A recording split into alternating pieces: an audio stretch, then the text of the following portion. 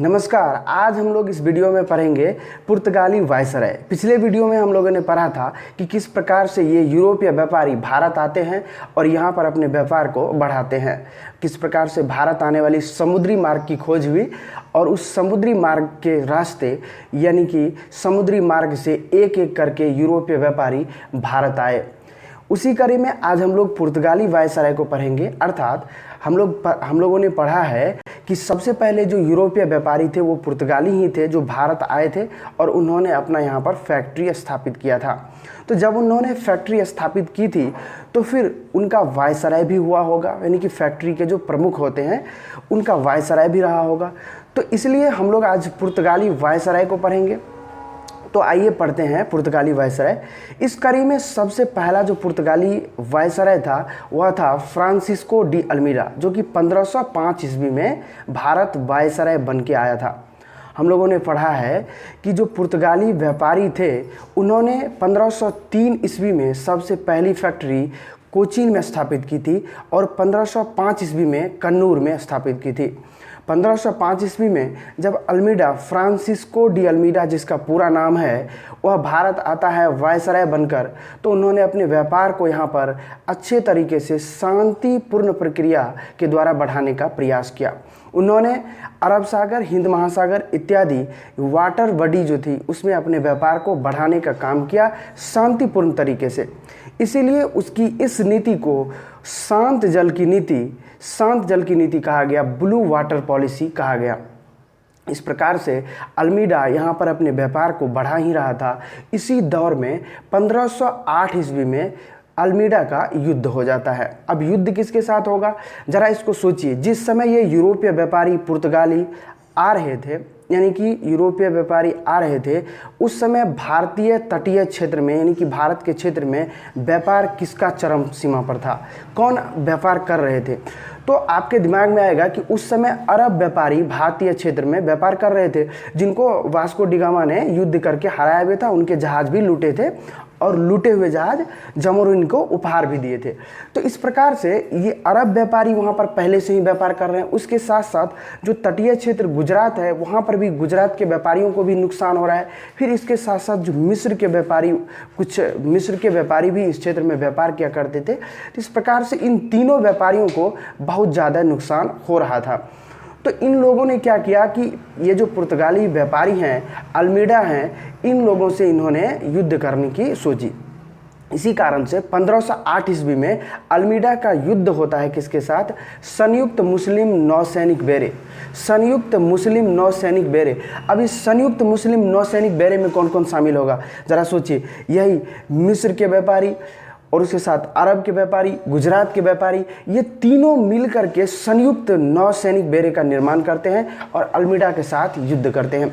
इस युद्ध में अल्मीडा हार जाता है। क्योंकि अल्मीडा पहले से यहाँ पर प्रिपेयर नहीं है।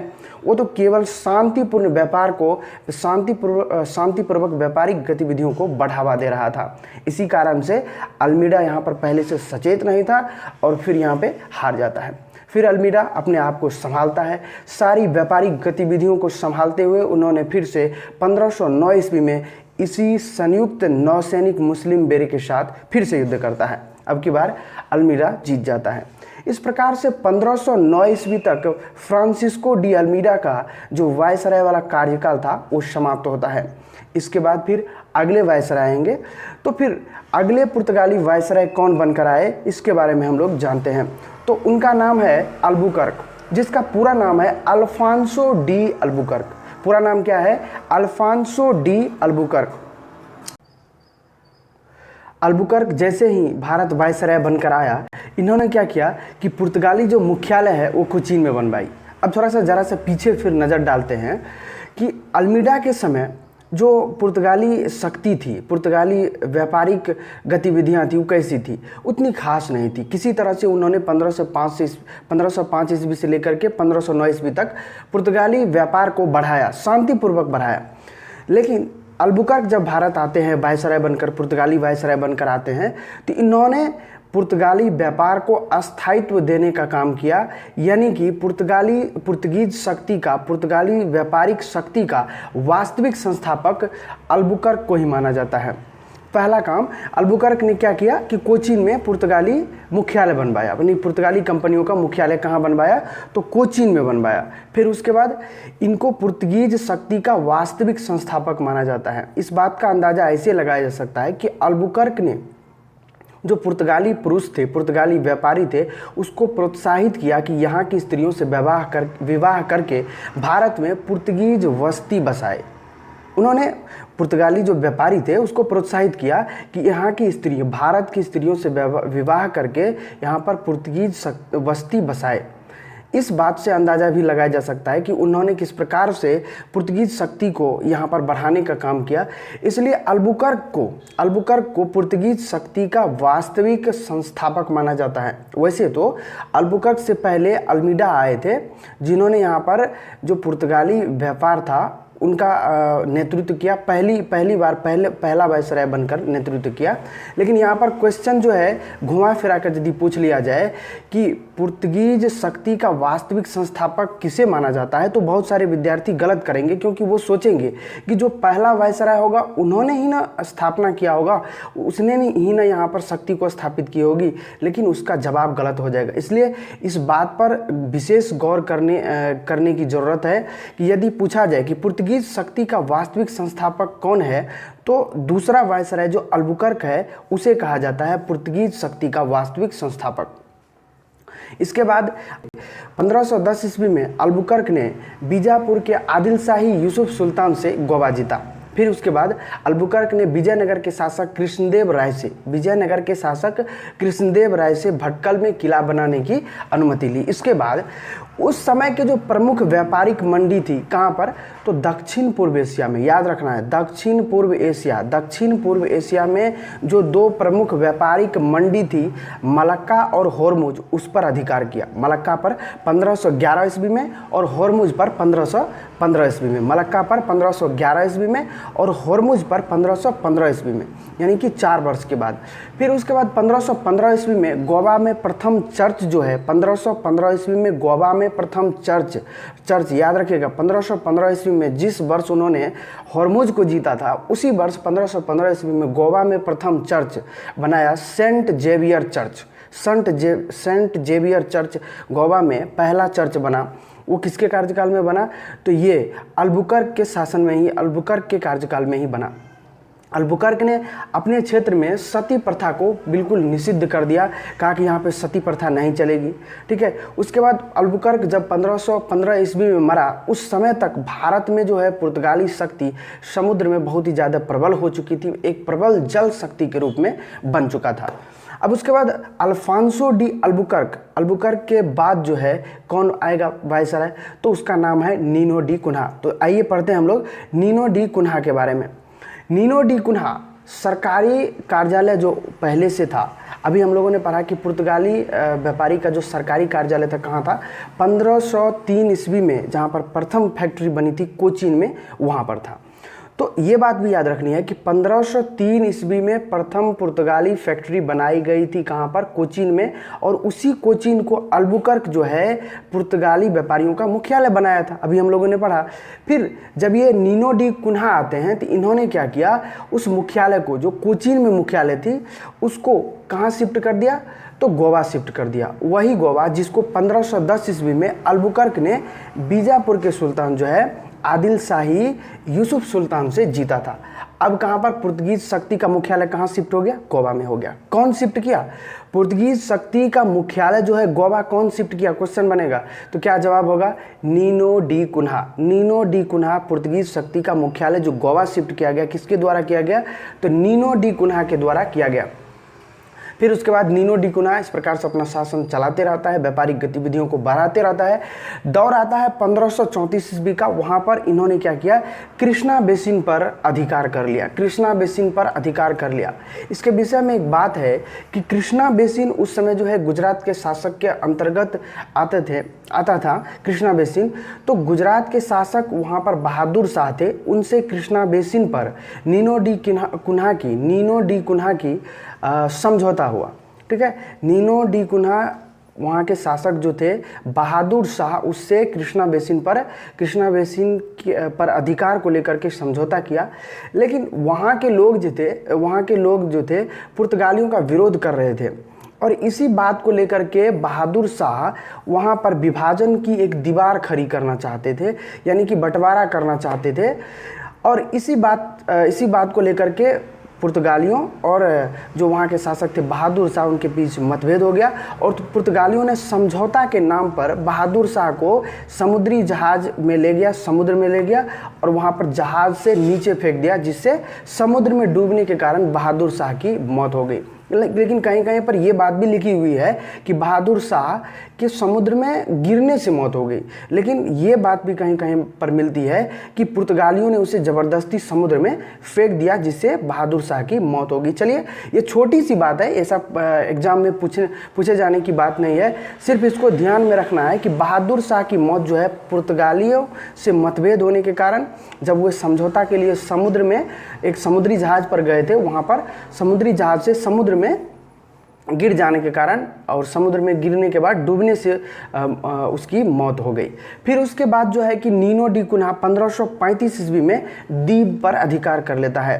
दमन और द्वीप हम लोग जानते हैं ना, उसमें जो द्वीप का एरिया है उस पर अधिकार कर लेता है। इस समय तक जो पुर्तगीज शक्ति है भारतीय समुद्र क्षेत्र में इतनी प्रबल हो गई थी कि उनका समझिए कि समुद्र में सिक्का चलता था। तो समुद्र में जो उसकी शक्तियाँ थी, उनका जो व्यापारिक गतिविधियाँ था, समुद्र में जो पुर्तगालियों का साम्राज्य था, उस साम्राज्य को पुर्तगालियों ने कहा एस्तादो द इंडिया। अब यहाँ पर क्वेश्चन बनेगा, एस्तादो द इंडिया क्या है? एस्तादो द इंडिया क्या है? तो पुर्तगीज शक्ति जो समुद्र में फैली हुई थी, यानी कि समुद्र में, भारतीय समुद्र में पुर्तगालियों का जो साम्राज्य था, पुर्तगीज साम्राज्य जो था, उसको कहा गया एस्तादो द इंडिया। तो चलिए, इसके बाद जब अब हम लोगों ने पढ़ा कि पुर्तगालियों का समुद्र में सिक्का चल रहा था, एकदम कह सकते हैं कि प्रबल शक्ति बन चुकी थी समुद्र में, भारतीय समुद्र में। तो इन पुर्तगालियों ने कहा कि अब इस समुद्र से यदि कोई भारतीय या अरबी जहाज होकर जाएगा तो उसे हमसे परमिट लेना पड़ेगा, यानी कि हम लोगों से परमिट लेना पड़ेगा, तभी इस समुद्र से होकर के वो दूसरे देशों से व्यापार कर सकते हैं। तो भारतीय या अरबी जहाज, यदि दूसरा कोई जहाज है पुर्तगाली जहाज को छोड़ करके जब उस समुद्र से जाते थे तो इन पुर्तगालियों से परमिट लेना पड़ता था। इसी परमिट को कहा जाता है कार्टेज। जब यह परमिट मिल जाता था किसी अरबी जहाज वाले व्यापारी को या फिर भारतीय जहाज को परमिट मिल जाता था, तो उसके जहाज के साथ जो है इन पुर्तगालियों का जो आर्मी है, पुर्तगालियों के आर्मी का एक काफिला चलता था। तो इस पूरी व्यवस्था को इसलिए नाम कहा गया कार्टेज आर्मेडा काफिला व्यवस्था। कार्टेज मतलब परमिट, अभी हम लोगों ने पढ़ा, जो परमिट मिलता था उसी को कार्टेज कहा जाता था। तो कार्टेज और उसके साथ क्या चलता था? आर्मी का काफिला। इसलिए इस पूरे व्यवस्था को क्या कहा गया? कार्टेज आर्मेडा काफिला व्यवस्था। क्वेश्चन बनेगा कि कार्टेज आर्मेडा काफिला व्यवस्था किसके समय में लगाया गया था? किसने लगाया? कौन से पुर्तगाली वायसराय ने लगाया? तो आंसर क्या होगा? Nino da Cunha. क्या होगा आंसर? Nino da Cunha. कार्टेज आर्मेडा व्यवस्था किस वायसराय के समय में लाया गया? तो नीनो डी कुन्हा। कार्टेज आर्मेडा व्यवस्था में कार्टेज क्या है? कार्टेज का मतलब क्या होता है? कार्टेज का मतलब होता है परमिट।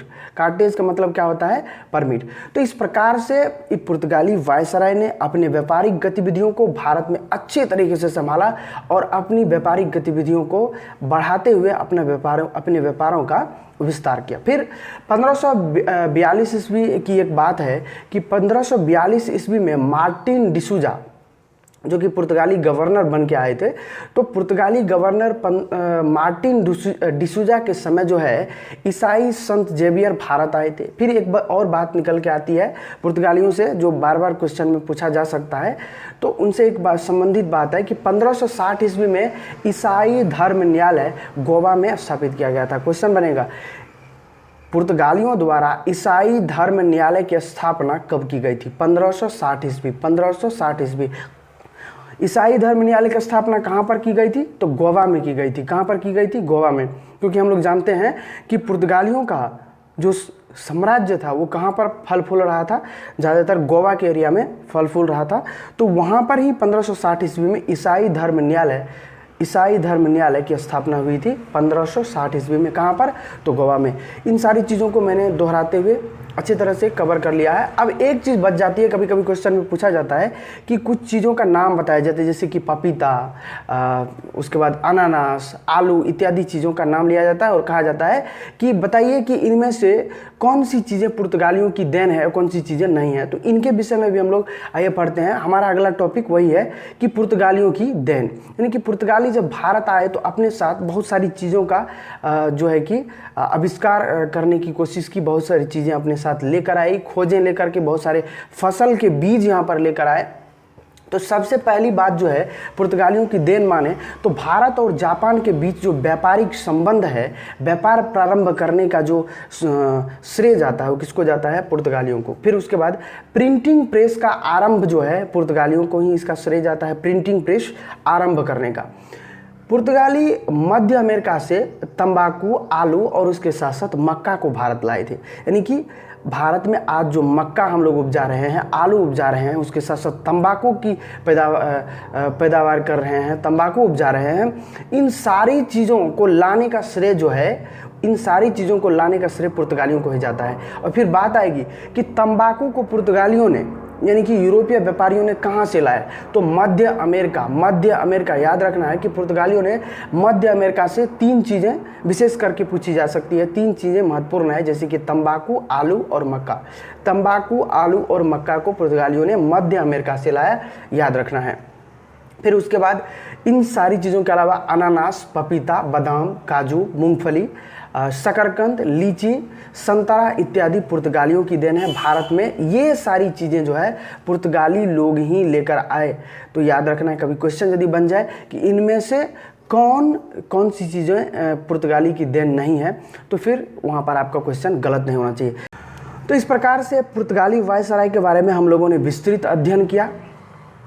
अब इसके बाद जो है इन 2 वीडियोज़ में, जिसमें मैंने यूरोपीय कंपनियों का आगमन और पुर्तगाली वायसराय के बारे में चर्चा किया है, इन दोनों वीडियो से संबंधित जो महत्वपूर्ण प्रश्न होंगे उन सारे प्रश्नों को मैं अगले वीडियो में कवर करूंगा, आपसे पूछूंगा। तो इंतज़ार कीजिए प्रश्नों का और कोशिश कीजिएगा जब मैं प्रश्न लेकर आऊँ तो वहाँ पर प्रश्नों के आंसर जो हैं आप अपने मन से देने का प्रयास करेंगे, ताकि आपको पता चल सके कि आपने कितना सीखा और फिर क्या चीज़ सीखने की ज़रूरत है।